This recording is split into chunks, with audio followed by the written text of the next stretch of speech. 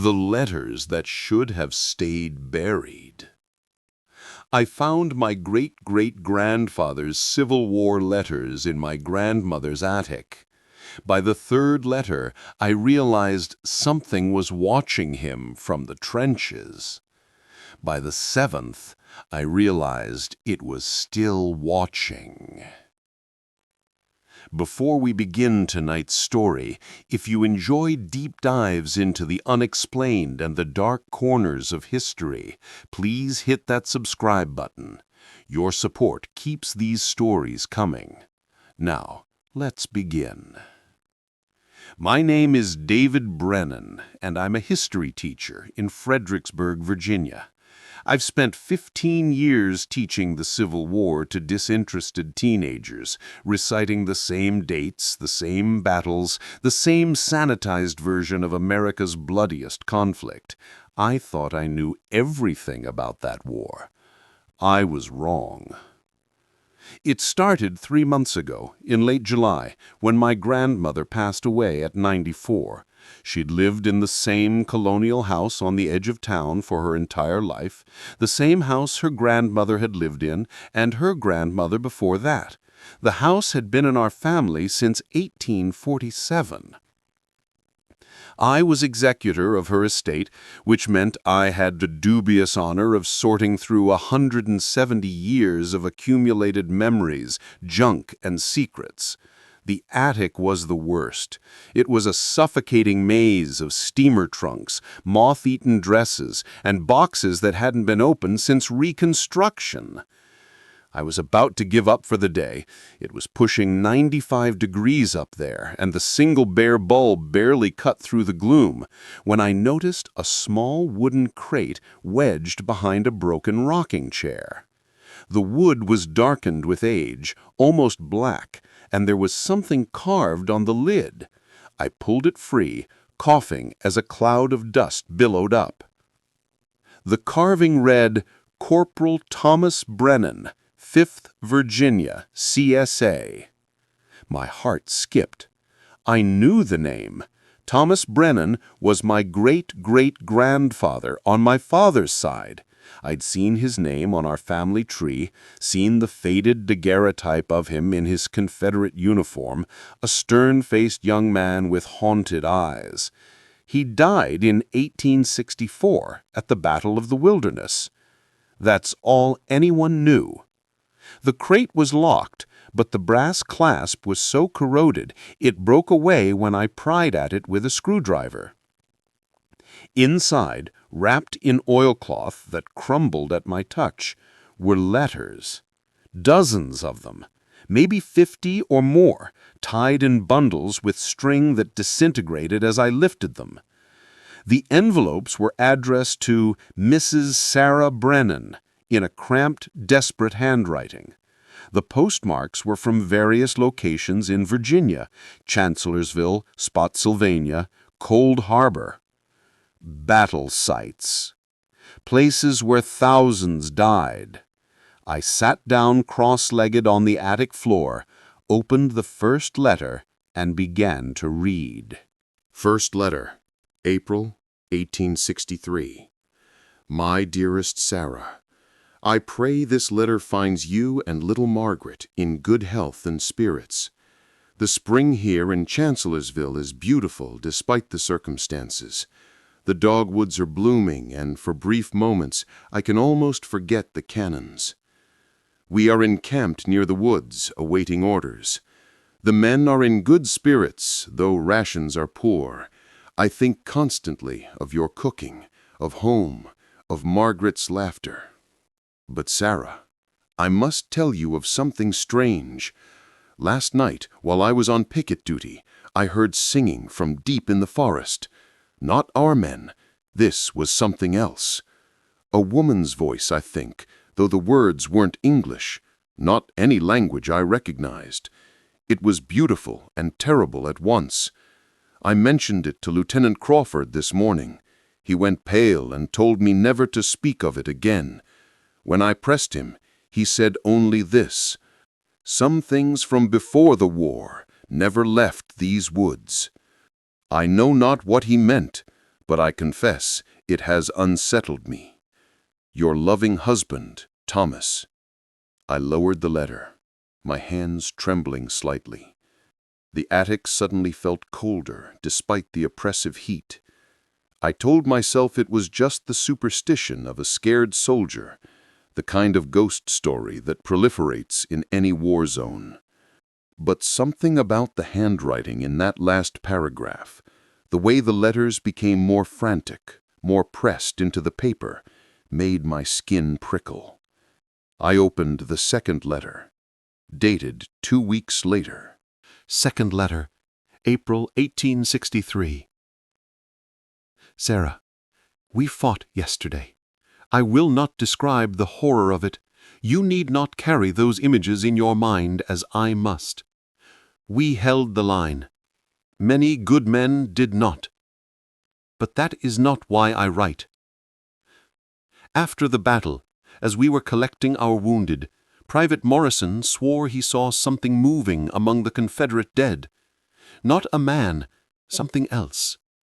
He said it was tall and thin, with too many joints in its arms, and that it was bending over the bodies, doing something to them. Morrison is a God-fearing man, Sarah. He does not drink or gamble. But when he told us this, Sergeant Davis struck him and called him a liar and a coward, said the next man who spoke such foolishness would be whipped. But I saw something too, Sarah. God help me, I did. In the smoke, after the cannons fell silent, I saw figures at the edge of the tree line. They stood perfectly still, watching us. They were the wrong shape, the wrong size. And when the smoke cleared, nothing. Just trees. I am not mad. I am not a coward. But there is something in these woods that predates this war, this country, perhaps even our memory of what this land was before we came. Crawford shot himself 2 days ago.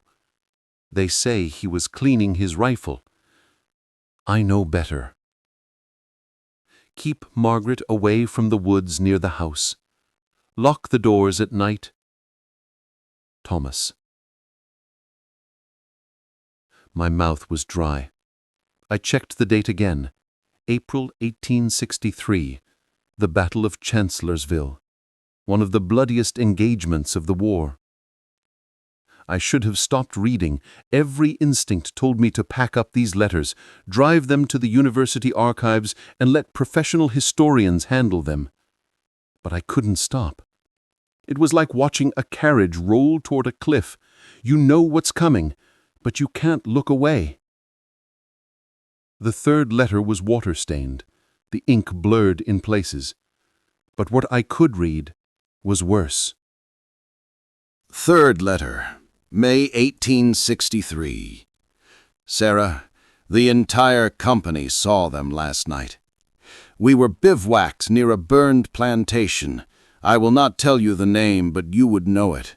And around midnight, we all awoke at once, every single man, as if something had called to us in our dreams. The moon was full and red like blood on snow, and in the field before us figures were dancing, dozens of them, hundreds perhaps. They moved like no human moves, Sarah. Their limbs bent in directions the Lord did not intend.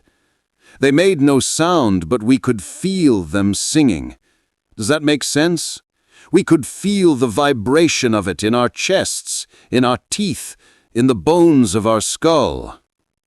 Captain Reynolds ordered us to open fire. We did. We fired volley after volley into that field, and the figures never stopped dancing. The bullets passed straight through them like they were made of smoke and moonlight. When dawn came, the field was empty, but there were symbols carved into the ground. Vast spirals and circles burned into the grass as if by invisible fire. And at the center of each one, bones. Not human bones. Nothing I recognized. Captain Reynolds has ordered us to never speak of this. He has sworn us all to secrecy on threat of court-martial. But Sarah, I must tell someone. I must make a record, because I fear we are not alone in this war. We are fighting on ground that does not belong to us, that never belonged to us, and something ancient is awakening beneath the blood we spill. I love you. Tell Margaret I love her. If I do not return, burn these letters. Do not try to understand them. Thomas. I set the letter down with shaking hands. The sun had set while I'd been reading, and the single bulb cast long shadows across the attic. Every creak of the old house made me flinch. I pulled out my phone. No signal in the attic, of course. I stood, my legs stiff from sitting, and made my way down the narrow stairs to the second floor. I needed to call someone. My wife, my colleague at the university, anyone. But who would I tell, and what would I say? That my Confederate ancestor had described something impossible in letters written 160 years ago? Instead, I found myself Googling Chancellorsville's Strange Sightings 1863. Nothing relevant. Civil War Supernatural Encounters. A few fringe websites about haunted battlefields, the usual ghost tour nonsense. Then I tried Burned Plantation, Chancellorsville, 1863, and found something. An article from a local historical society dated 2003 about the White Oak Plantation. It had burned in April 1863 under mysterious circumstances. The owner and his family had disappeared. Union and Confederate forces both reported avoiding the area due to unusual atmospheric conditions and unexplained phenomena. The article included a photograph from 1965, taken by a development company that had considered building on the site. The construction had been abandoned after workers repeatedly reported equipment failures, injuries, and what they described as a feeling of being watched by something massive and hostile. In the photograph, you could see the foundation of the old plantation house. And in the foreground, barely visible in the tall grass, spiral patterns, burned into the earth, still visible more than a century later. I didn't sleep that night. I sat at my grandmother's kitchen table with the remaining letters spread before me, a bottle of whiskey at my elbow, and read by the light of a single lamp. The letters grew progressively darker, more desperate. Thomas Brennan's handwriting deteriorated from the neat script of an educated man to something frantic and scratching, as if written in terrible haste or fear. Fourth letter, June 1863. Sarah, I saw one up close. We were on patrol, 6 of us, through a section of forest near Brandy Station. The trees there are old, older than anything I've seen. The trunks are massive, twisted, covered in moss that looks almost like hair. Private Yates wandered off to relieve himself. We heard him scream. When we found him, he was standing perfectly still, staring up at something in the trees. His rifle was on the ground, his face was gray, his eyes wide, and he was whispering the same words over and over. It spoke to me. It knows my name. It knows all our names. I looked up, Sarah. I wish to God I hadn't. There was something in the branches. It was the color of old bones and dead leaves, and it was shaped like a man, the way a scarecrow is shaped like a man, a rough approximation, something that had heard of humans but never truly seen one. Its head turned toward me, and I saw its face. It had no eyes, just holes, deep holes that went back and back and back. And in those holes I saw. I cannot write what I saw. I cannot give it words. It opened its mouth, if you could call it a mouth, and spoke in Yeats' voice. It said, "The land remembers. The land is hungry. Feed it, or it will feed on you." We ran. We left Yeats standing there. God forgive us, we left him. They found his body 3 days later, hanging from that same tree. But Sarah, and this is what haunts me, they say his body was dry, completely dry, like something had drunk everything out of him and left just the husk.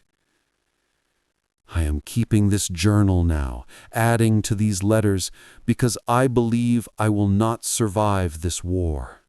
Not from bullets or bayonets, but from whatever walks these woods.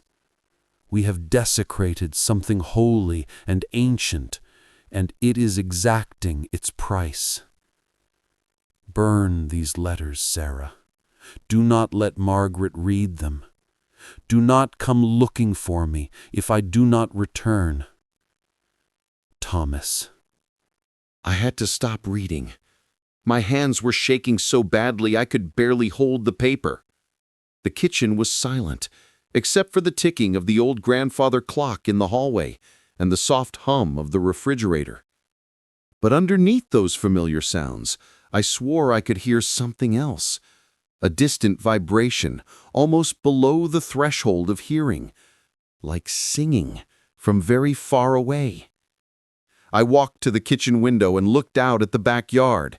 My grandmother's property backed up to a stretch of forest, the same forest I realized with cold certainty that had been there in 1863. The same trees, the same ground, the same things watching from the darkness between the trunks.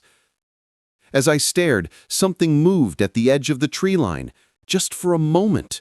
Something tall and impossibly thin, there and gone, like a photograph burned into my retina. I yanked the curtains closed and returned to the table.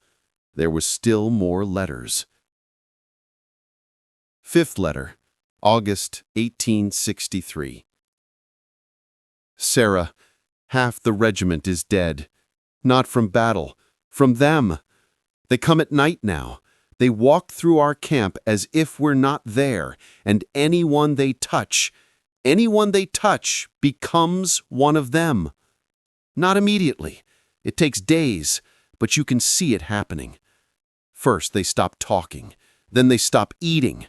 Their eyes turn black, all the way black, and they start walking toward the forest. If we try to stop them, they fight with inhuman strength. We've had to chain men to trees to keep them from wandering off. It doesn't matter. They always get free. And when they do, they walk into the woods and we hear them screaming. Screaming for hours. Screaming until their voices give out and then screaming without voices. Just this awful, wet, gasping sound that goes on and on. Colonel Matthews tried to report it to General Lee's staff. They arrested him for desertion and cowardice. He was shot yesterday at dawn. No one believes us. No one will listen. They think it's shell shock or cowardice or mass hysteria. But it's real, Sarah. It's real, and it's getting worse. The things we're fighting, the real things, the things in the woods, they're not trying to kill us. They're trying to change us, to make us like them, to add us to whatever they are. I've seen men I've known for years standing at the edge of camp, their bodies twisted into impossible shapes, calling to us in voices that sound almost right but aren't. They know our names. They know our histories. They know the names of our wives and children.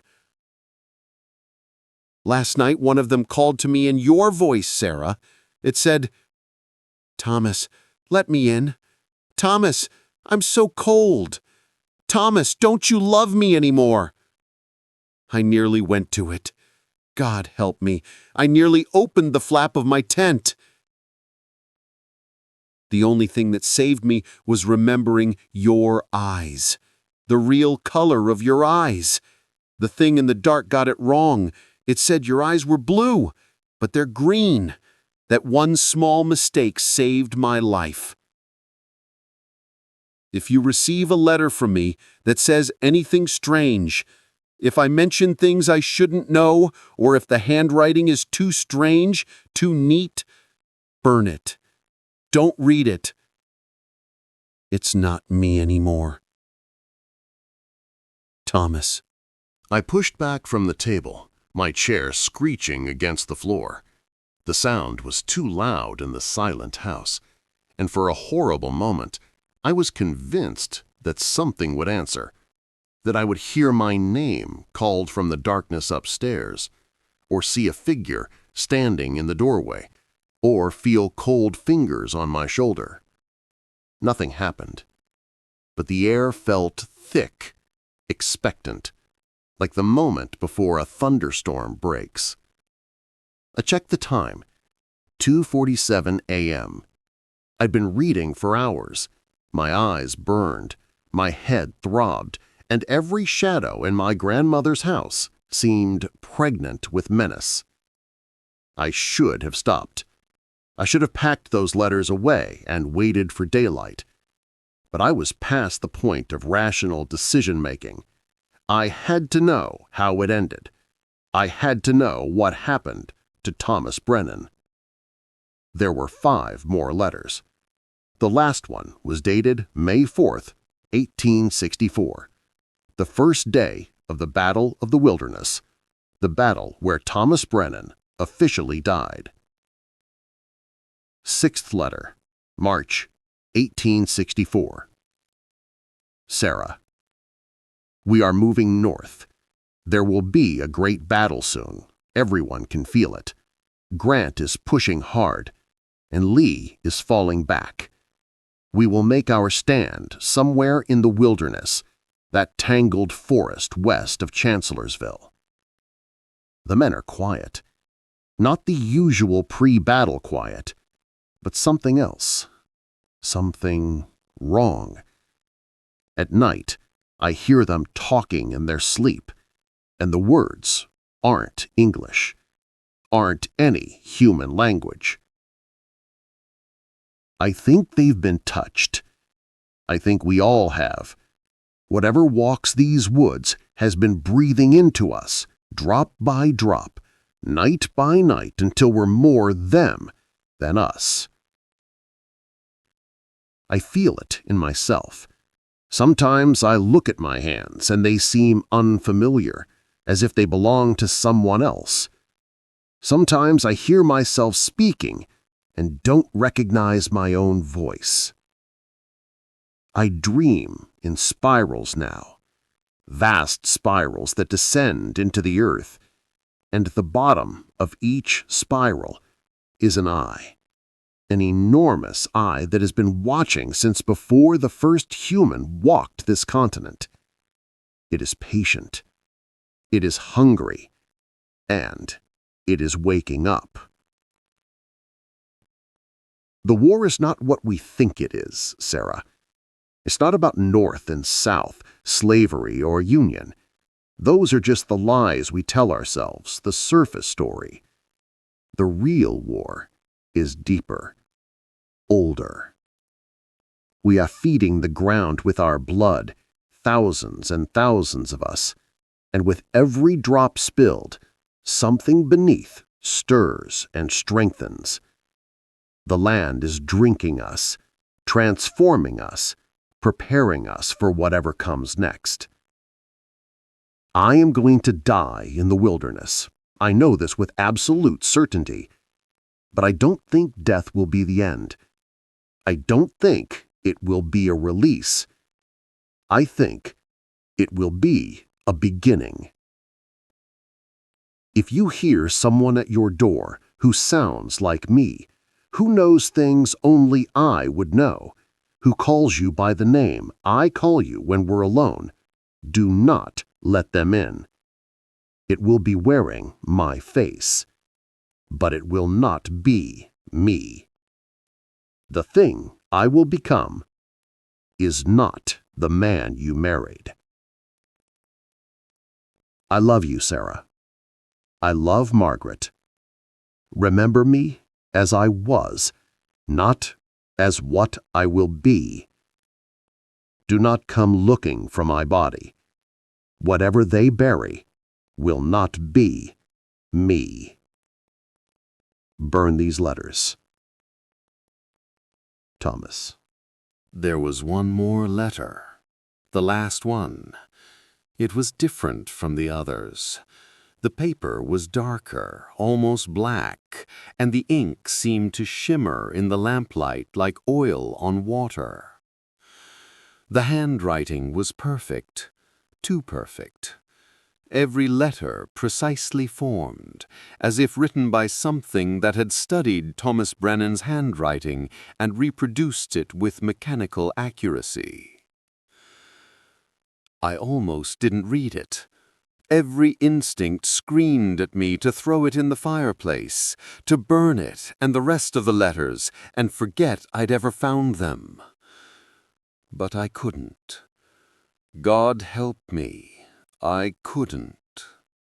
Final letter, May 1864.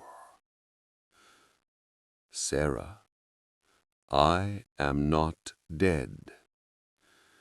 I know what the telegram said. I know they told you I fell in the wilderness, that I died bravely, that they buried me with honor. They lied. Or perhaps they told the truth as they understood it. But I am not dead, Sarah. I am something else now. The battle was magnificent. You cannot imagine the beauty of it. Hundreds of men, thousands, all bleeding into the ground at once. The forest burned, and in the fire and smoke and blood the barriers fell away, the walls between what was and what is, between the world you know and the world beneath. I felt myself come apart in that fire. I felt my body dissolve and reform, felt my bones lengthen and multiply, felt new senses open in my skull like flowers blooming. I can see so much now, Sarah, so much more than before. The others are with me, all the men who died here, Union and Confederate both. We don't remember those distinctions anymore. We remember older things, deeper things. We remember being the forest, being the earth, being the patient hunger that waits beneath. We are going home, Sarah, all of us. We are walking through the forests of Virginia, moving slowly south and west, and anyone we touch joins us, becomes us, remembers what they forgot when they were born. We will reach Fredericksburg by autumn.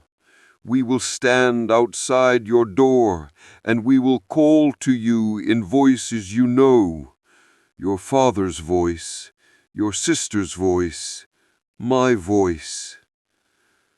And you will open the door, Sarah. You'll want to. You'll think you shouldn't, but the wanting will be too strong.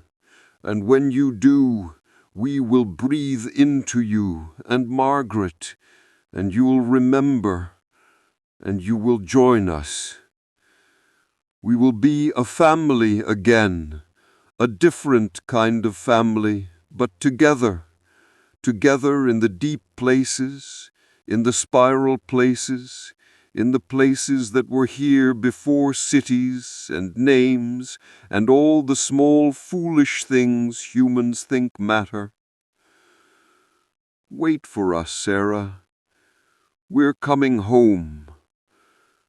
Thomas and Thomas and Thomas and Thomas and Thomas and all of us who were Thomas now. I dropped the letter like it had burned me. My heart was hammering so hard I could barely breathe. The kitchen seemed to tilt and swim around me. This was impossible. The letter couldn't be real. It was a hoax, a forgery, some kind of sick joke played by a long-dead relative with a twisted sense of humor. But the paper was old. The ink was old. And the postmark. I grabbed the envelope with trembling fingers and held it up to the lamp. The postmark was dated May 5th, 1864, one day after the Battle of the Wilderness began. But that wasn't what made my blood freeze. The postmark location was Fredericksburg, Virginia. Thomas Brennan had supposedly died at the Wilderness 50 miles away, but this letter had been mailed from Fredericksburg, from the town where Sarah Brennan lived, from the house where I was sitting right now. He had made it home. I spent the rest of that night researching my family history with a desperate, manic energy. The whiskey bottle sat forgotten as I tore through online genealogy databases, historical archives, and obscure local records. What I found destroyed any hope I had that this was just a ghost story, just the delusions of a traumatized soldier. Sarah Brennan and her daughter Margaret disappeared in October 1864.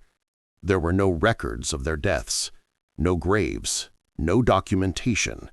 They simply vanished from all official records. The house had been found empty, doors standing open, fires cold, a half-eaten meal on the table. Neighbors reported seeing figures approaching the house in the nights before the disappearance. Figures that moved wrong, that called out in familiar voices, that stood at the edge of the tree line and watched. No investigation was ever completed. The house stood empty for 3 years before Thomas Brennan's brother claimed it and moved his own family in. That family lasted only 9 months before they fled in the middle of the night, leaving all their possessions behind.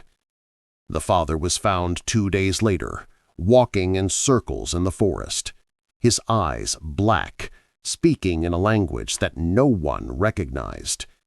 He died in an asylum, still speaking that language, still drawing spirals on the walls of his cell. The house had stood empty for years at a time after that, but someone always eventually moved in, always someone with a connection to the Brennan line, as if the house itself was calling to them.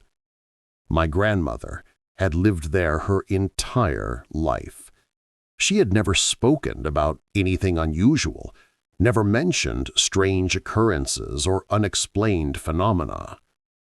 But I remembered something she said once, shortly before dementia claimed her completely. I'd been visiting, and she grabbed my hand with surprising strength and pulled me close. Her eyes were clear for just a moment, and she whispered, "Don't go into the woods, David. Don't go at night. They're waiting there. They've always been waiting." I dismissed it as confusion, as the ramblings of a deteriorating mind. Now I wasn't so sure. As dawn broke, gray and cold despite it being summer, I made a decision. I would take the letters to Dr. Patricia Chen at the university. She was a Civil War expert, a rational academic who would help me understand what was real and what was myth. She could authenticate the letters, explain the historical context, tell me that there was a logical explanation for all of this. I gathered the letters carefully, placed them back in their rotted bundles, and was about to pack them into my bag when I noticed something I'd missed before. At the bottom of the wooden crate, beneath where the letters had been, was a small notebook. The leather cover was black with age and mold, but when I opened it, the pages inside were covered in that same too-perfect handwriting from the final letter. It wasn't text, it was drawings. Page after page of intricate, spiraling designs, mathematical formulas I didn't recognize, star charts that showed constellations I'd never seen, and sketches, dozens of sketches of figures that were almost human, but not quite. Their bodies elongated and twisted, their faces blank except for those deep, impossible holes where eyes should be.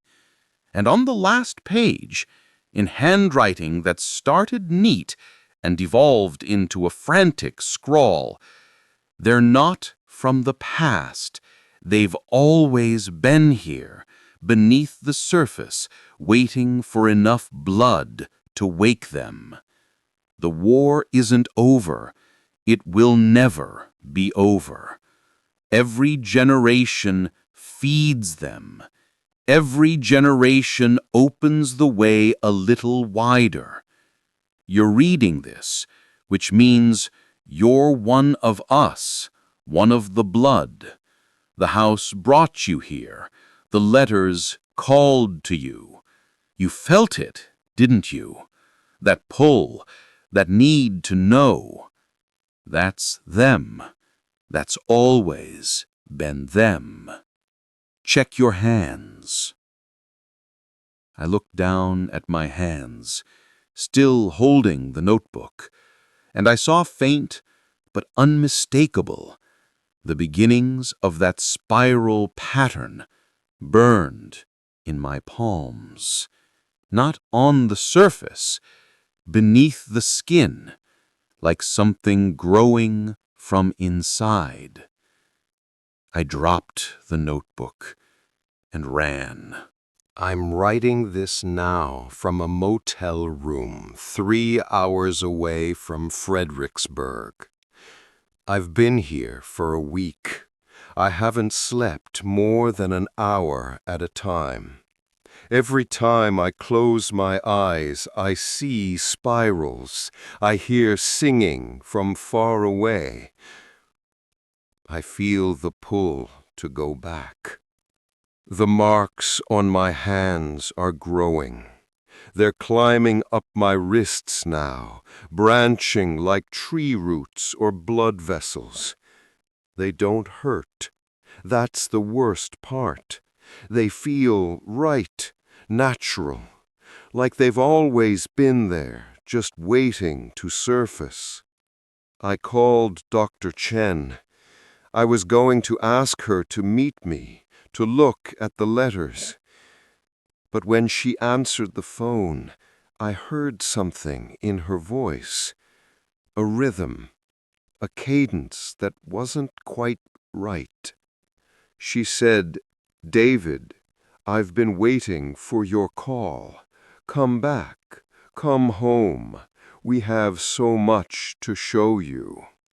I hung up. I threw away my phone. But it doesn't matter. I can feel them now, even from here. They're patient. They've been patient for centuries, for millennia. They can wait a little longer. I wanted to destroy the letters. I drove to 3 different towns looking for an incinerator, a bonfire, anything that could burn hot enough to reduce them to ash. But I can't do it. Every time I try, my hands stop working. My body won't obey. Because part of me doesn't want to burn them. Part of me wants to go back, wants to walk into those woods, wants to understand what Thomas Brennan understood, see what he saw, become what he became. The spirals are beautiful now that I really look at them. There's a mathematical perfection to them, a logic that transcends human understanding. They're maps, pathways, doors opening inward and downward into layers of existence we were never meant to perceive, but have always somehow known were there. I think I'll drive back tomorrow, or maybe tonight. The house is waiting. The forest is waiting. They've been waiting so long, and I'm so tired of fighting the pull. My hands are steady now. The spirals have reached my elbows. Soon they'll cover everything, and then I'll understand. Then I'll see clearly. Then I'll be home, in a place I've never been, but somehow always belonged. If you're reading this, if anyone finds this account, know that I tried to warn you. Know that I tried to resist. But some stories don't want to stay buried. Some letters shouldn't be read. And some doors, once opened, can never be closed again. The Civil War never ended. It just went underground, seeding itself in the soil, waiting for the right moment to bloom again. Every battlefield is a wound in the world, and something patient and ancient is watching those wounds, tending them, keeping them open. I can hear the singing now. It's beautiful. I'm going home. The motel manager found this manuscript 3 days later, abandoned in room 237. David Brennan's car was discovered parked outside his grandmother's house in Fredericksburg. The house itself was empty, but the back door stood open, facing the forest. Search parties found no trace of him, but hikers in the area have reported seeing figures in the woods. Tall, thin figures that move wrong, that watch from the shadows, that call out in familiar voices. And if you drive past the old Brennan house at night, locals say you might see lights in the windows, even though no one has lived there for years. You might hear singing from the forest behind it. And if you listen very carefully, if you let yourself truly listen, you might recognize the voices. You might even hear your own name being called. The letters remain in police evidence lockup. No one has read them. The officers who cataloged them all reported headaches, nausea, and vivid nightmares featuring spirals and vast watching eyes. The crate they came from has disappeared from the evidence room. Some say it was stolen. Some say it simply vanished. But in houses across Fredericksburg, in attics, and basements and forgotten storage rooms, people are starting to find wooden crates they don't remember storing.